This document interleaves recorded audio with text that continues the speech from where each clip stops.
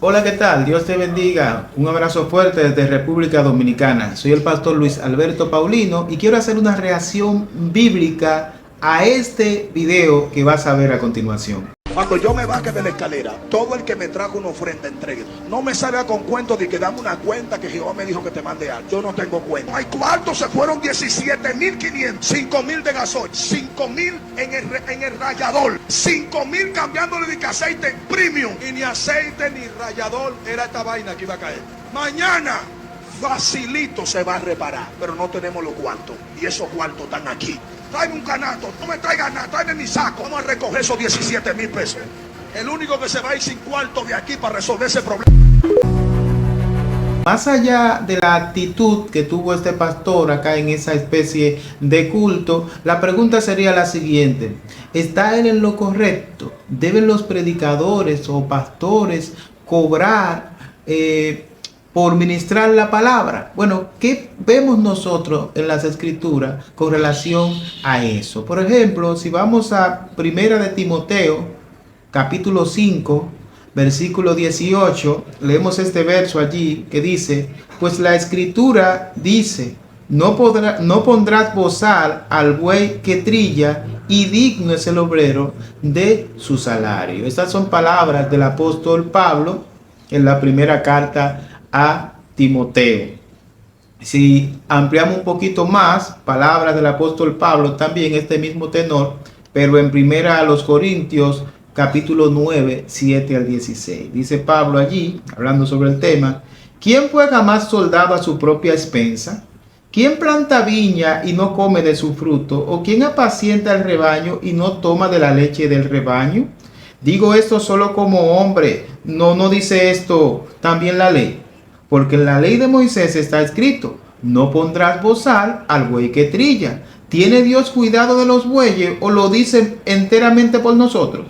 Pues por nosotros escribió, porque con esperanza debe arar el que ara, y el que trilla con esperanza debe recibir del fruto. Dice el verso 11.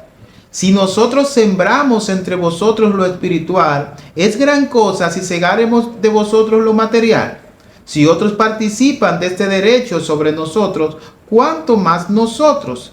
Pero no hemos usado de este derecho, sino que lo soportamos todo, por no poner ningún obstáculo al evangelio de Cristo.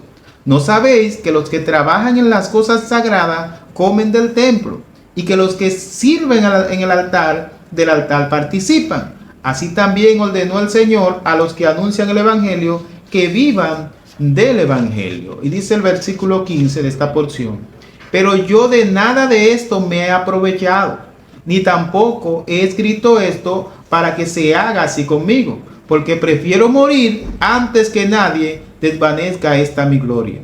Pues si anuncio el evangelio, no tengo por qué gloriarme, porque me es impuesta necesidad, y ay de mí si no anunciare el evangelio.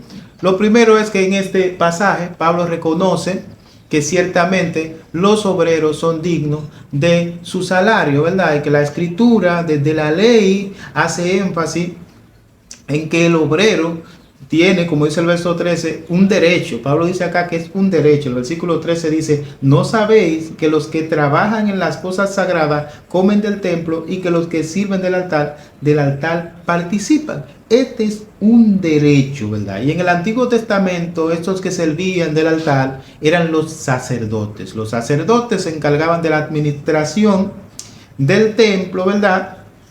Y tenían un trabajo sagrado en el cual beneficiaban al pueblo con su trabajo, y eran sustentados como es sustentado el pueblo de Dios en el Antiguo Testamento, como es sustentada la obra de Dios en el Antiguo Testamento por su pueblo, también es sustentada en el Nuevo Testamento, ¿verdad? El pueblo es quien sufre físicamente hablando para esa obra, como lo hacía en el Antiguo Testamento. El pueblo sufría para el templo y los sacerdotes administraban esa obra sagrada y se alimentaban de ahí mismo. En el Nuevo Testamento, quienes administran son los pastores los diáconos, quienes son los oficios bíblicos, ¿verdad? Más allá de ahí, le es lícito nombrar a otras personas en otros puestos en la iglesia que le ayudan con la obra. Ahí podemos ver una presidenta de damas, de jóvenes, etcétera, etcétera. Y dentro de ese orden de cosas, una persona también que maneja las finanzas, mientras ellos se ocupan de la instrucción y la parte espiritual, ¿verdad? Esa es una diferencia entre el Antiguo Testamento y el Nuevo Testamento. Antes eran los sacerdotes, ahora son los pastores. Pero siempre ha sido el pueblo quien ha provisto para la obra de Dios, y han habido administradores que han sido sustentados para llevar a cabo esa obra. Otra diferencia que nosotros vemos, pero bajo el mismo criterio de que es el pueblo quien provee para estos administradores, la vemos en la forma de dar. En ambos casos, Nuevo Testamento y Antiguo Testamento, el pueblo daba para el sustento de la obra, para el sostenimiento de la obra y sus administradores, ¿verdad? Ahora, la forma de dar en el Antiguo Testamento era el diezmo. El diezmo era impuesto, era una imposición, ¿verdad? Era el décimo de una parte de manera particular, y era un impuesto, es decir, que no era voluntario. Ahora, cuando venimos al Nuevo Testamento, la forma de dar es diferente. La forma de dar se llama ofrenda. Es el pueblo de Dios sustentando la obra, pero esta vez la forma de dar es diferente y se conoce como ofrenda. Y la diferencia entre el diezmo y la ofrenda son las siguientes. El diezmo es una imposición, no es algo que no es voluntario, es algo que no es voluntario, sino que es impuesto, mientras la ofrenda es voluntaria. Aparte de que el diezmo es una décima parte, la ofrenda es voluntaria, una parte, un valor indeterminado, algo voluntario. Ahora, es obligatorio dar en el Nuevo Testamento, porque es en el Nuevo Testamento que nos encontramos, ¿verdad? Aparte que analizamos esta acción de este pastor, es obligatorio dar en el Nuevo Testamento. ¿Y cuál es otra diferencia que nosotros podríamos ver en la forma de dar en el Antiguo Testamento y en la forma de dar en el Nuevo? Y lo vamos a hacer con una ilustración. Imagínate que tú tienes un carro y tú lo llevas al mecánico para que te lo repare. El mecánico te repara tu auto y te cobra una cantidad determinada. Tú la pagas. Bien, ahora imagínate que tú tienes un auto que tiene que reparar, pero no tiene dinero con que reparar. Hay un amigo que te repara el auto y no te cobra. De hecho, tú no tienes con qué pagar. Y eso se queda así.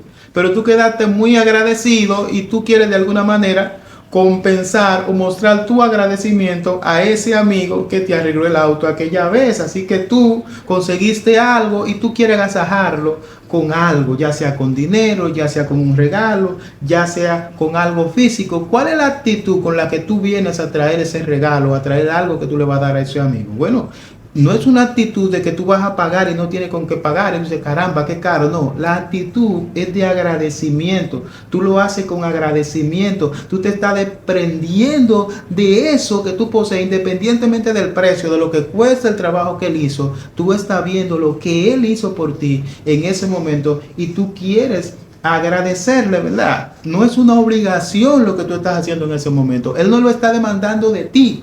Tú lo estás haciendo con un corazón alegre, con un corazón agradecido y en tu voluntad. La Biblia dice en 2 de Corintios capítulo 9, versículos 7 al 9, cada uno dé como propuso en su corazón. O sea, tú le estás dando a ese amigo como tú propusiste en tu corazón. Dice, no con tristeza, ni por necesidad, porque Dios ama al dador alegre. Y poderoso es Dios para hacer que abunde en vosotros toda gracia, a fin de que teniendo siempre en todas las cosas lo suficiente, abundéis para toda buena obra.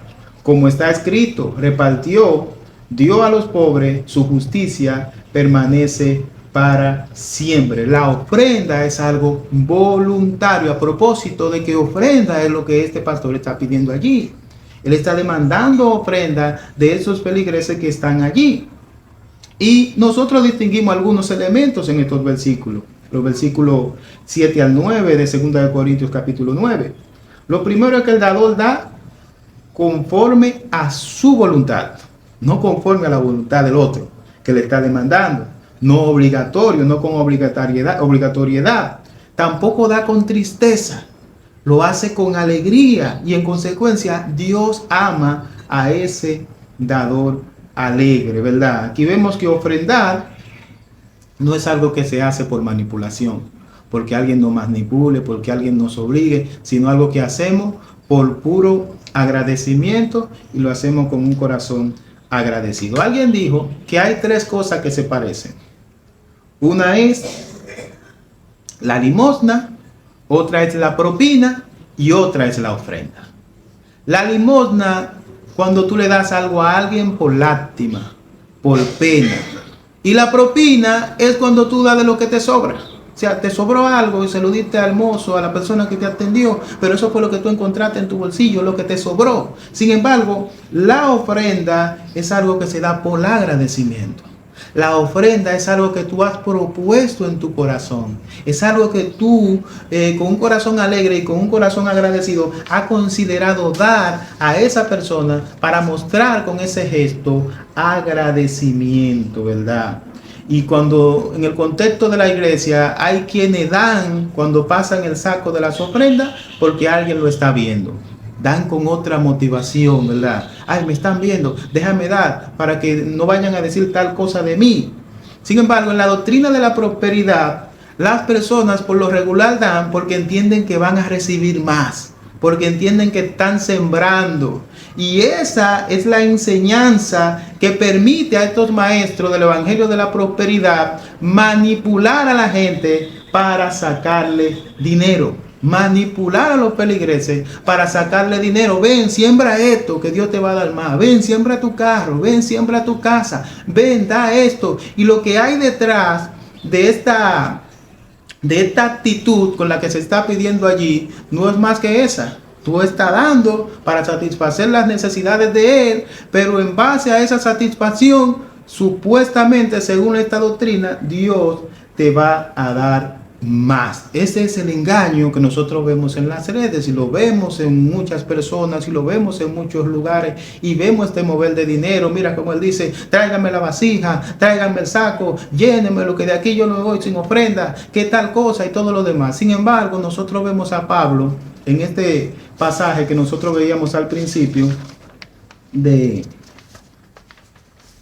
este pasaje de Primera de Corintios capítulo 9, nosotros vemos que Pablo está consciente de que es un derecho que el pastor, que el líder tiene de ser sustentado por su iglesia o de recibir algo. Sin embargo, Pablo dice: yo no he abusado de ese derecho. O sea, yo prefiero predicar el evangelio, yo prefiero pagar mis gastos para que esto no sea un obstáculo a la hora de yo predicar el evangelio. O sea, Pablo no está diciendo: ok, tú puedes ser sustentado, está en la Biblia, el obrero es digno de su salario, pero si por alguna razón esto está haciendo oposición a que yo pueda predicar el evangelio, pues yo voy a costear mis propios gastos para yo evitar todo esto. O sea, Pablo no se está aprovechando de esto que es verdad y está manipulando para él sacar riqueza de acá, que es como nosotros vemos en el Evangelio de la Prosperidad. Vemos manipulación para sacar riqueza de este tipo, en este tipo de enseñanza. La ofrenda es voluntaria en todos los contextos. Es voluntaria en una iglesia, es voluntaria en un culto afuera, es voluntaria donde quiera que se da ofrenda. La ofrenda es voluntaria. Nadie debe manipularte para que tú le des tu ofrenda. Nadie debe hacerlo. La ofrenda es algo que se da por agradecimiento. Así que yo quisiera que tú compartieras conmigo en los comentarios cuál es tu opinión de manera respetuosa acerca de lo que hizo este pastor allí en ese determinado lugar, pidiendo de una manera un tanto extraña ofrenda a esos feligreses que allí estaban. Dios te bendiga y gracias por ver este video.